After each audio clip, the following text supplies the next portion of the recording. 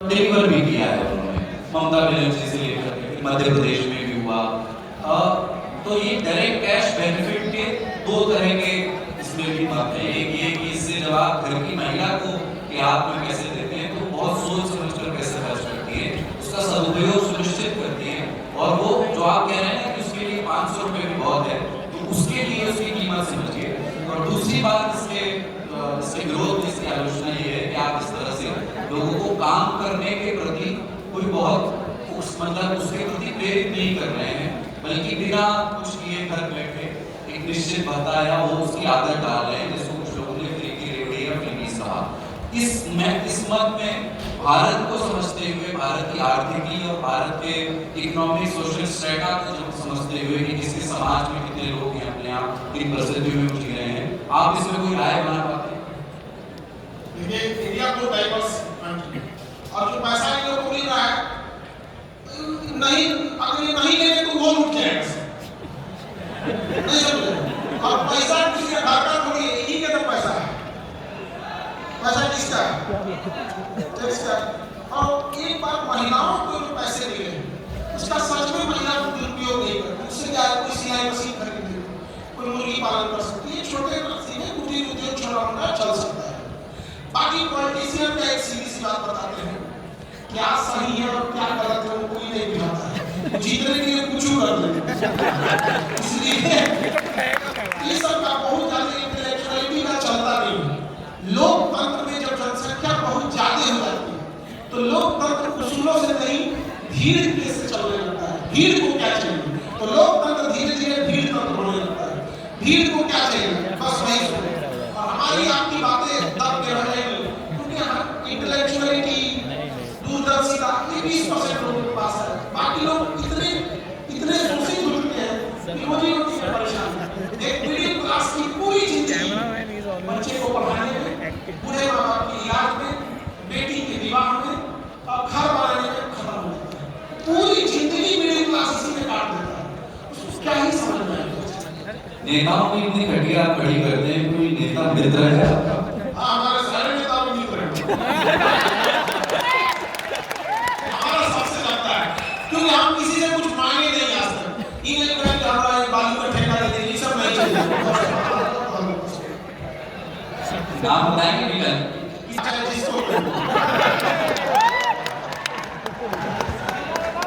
Education में देखिए, मित्रता का मतलब ये नहीं है कि आप गलत करेंगे तो हम लोग एजुकेशन इंटरनेट रेवोल्यूशन के साथ जब साथ चला तो उसने थोड़ा सा डेमोक्रेटाइज कर दिया और आपके जैसे बहुत सारे शिक्षक रातों रात सफल हुए लोग। देखिए, आपको पता चला रातों रात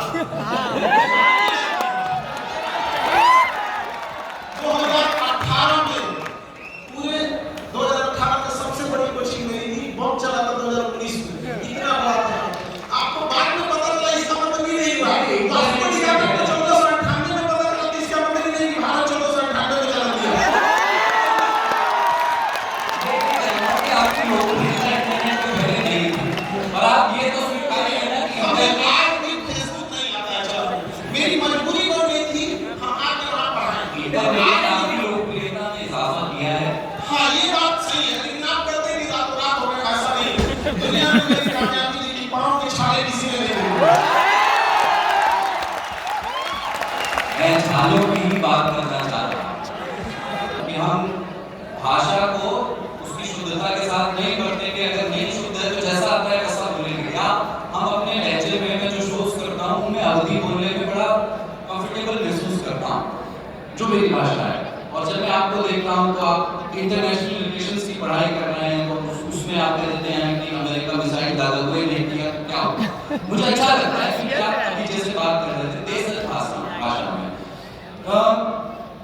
इंटरनेट के आने से पहले में ये ट्रांसफॉर्मेशन ये एजुकेशन में नहीं था। पहले शिक्षक से एक खास किस्म के ग्रामर की भाषा अपेक्षित थी कि शिक्षक को ऐसा इस तरीके से ही बोलेगा, शिक्षक का ये वो होना चाहिए। मैं ये नहीं कह रहा हूँ, ये बड़ी खराब था। इसीलिए मैं कह रहा हूँ शिक्षक को ऐसे होना चाहिए, ऐसे होना चाहिए। शिक्षक का मेन काम पढ़ाओ, माथा में सीधे घुस जाए, बस। तो ये जो भेषज भाषा का प्रयोग है, ये ये जब आपने जब पढ़ाना शुरू किया था, उसके साथ ही ये आपके भीतर था, फिर या फिर आपने पाया कि लोग बच्चे ज़्यादा रिलेट कर पाए जब मैं से पढ़ा और फिर इसको अपने स्टाइल के तौर पर डेवलप किया? हम लोग जब पढ़ते थे तो टीचर से डाउट पूछते थे, तो नहीं समझ में आता था तो भोजपुरी में बताने लगते थे और उसको डांट कहते थे, ये नहीं बताओ तो ना कुछ बोलो, उठा के पढ़ो तो मर तो हम लोग को ढेर समझ में आता था। इसलिए जो गांव की भाषा थी, देखिए एक चीज बता दें, जो कीमत ओरिजिनल की होगी वो डुप्लीकेट की कभी हो ही नहीं सकती। तो जीवन बीत गया हम लोग का, ये जीवन आधा पार करके हम लोग भोजपुरी बोला अब कहाँ से वो बनावटी भाषा लाएंगे, उम्र में तो नहीं सुधारने वाला है। अब बच्चों को समझ में आ रहा है बस वही है, हाँ अमर्यादित भाषा, गाली गलौज, और आजकल देखते हैं ना कि कुछ आधा बार हरियर बन के आधा लाल बन के किस मतलब जो एक प्रोटोकॉल है बस वही। भाषा का काम क्या है? भाषा का काम होता है कि उसे समझ में आ जाए, उसकी भाषा परफेक्ट होती है। एक छोटा बच्चा की भाषा उसकी बात समझ जाती है, तो शिक्षक की भाषा ऐसी होनी चाहिए कि बच्चे समझ जाए और कमजोर से कमजोर बच्चे को समझ में आए। जब कमजोर बच्चा समझ जाता है तो उसके चेहरे पे एक अलग सी मुस्कुराहट होती है, जो एक शिक्षक देख के समझ जाता है कि समझ गया।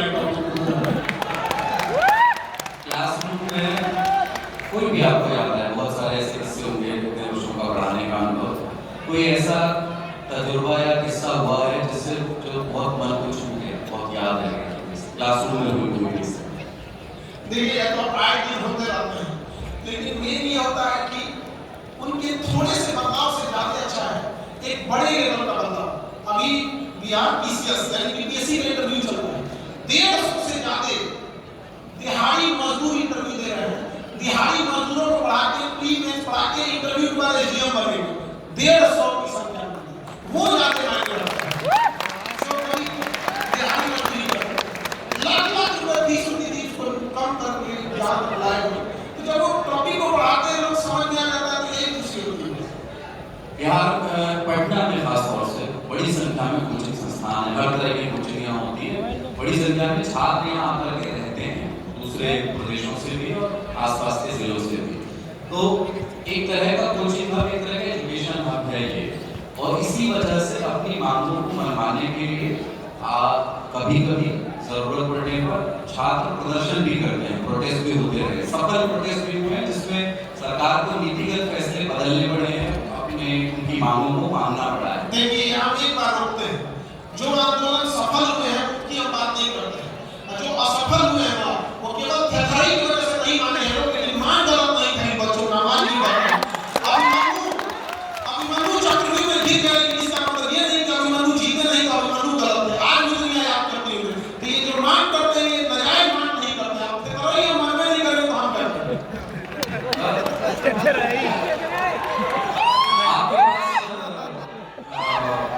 कभी जैसे आप कैसे तय करते हैं कि इस प्रोटेस्ट को खान सर का समर्थन है, यहाँ पर खान सर स्वयं जाएंगे, इस प्रोटेस्ट में खान सर नहीं जाएंगे, उसका कोई?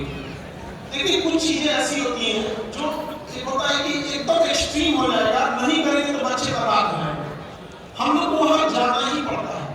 कुछ चीजें होती हैं जिन्हें हमें लगता है कि बच्चे इसे अपने से कर लेंगे,